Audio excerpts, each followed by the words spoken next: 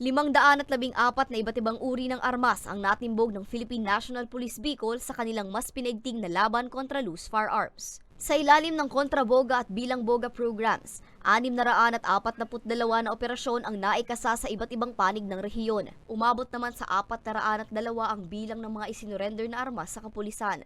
Halos 401 ang na-file nating case, and then 402 dito is for safekeeping, and then may total tayo na sa 514 na accomplishment on campaign against those firearms. Out of 201 kontraboga operation, and then yung revitalized Oplan Katok na 441.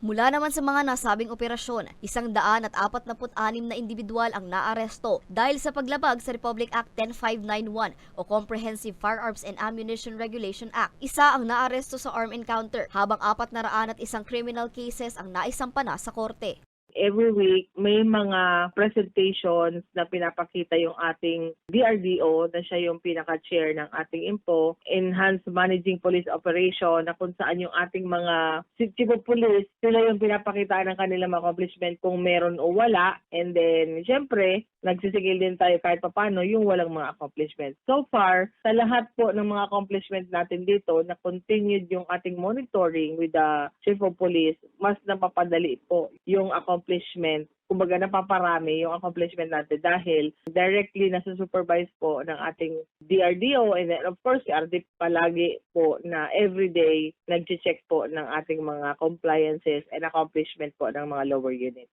6 na taon o habang buhay na pagkakakulong naman ang magiging kaparusahan sa sino mang mapapatunayan na nagkaroon ng paglabag sa nasabing batas.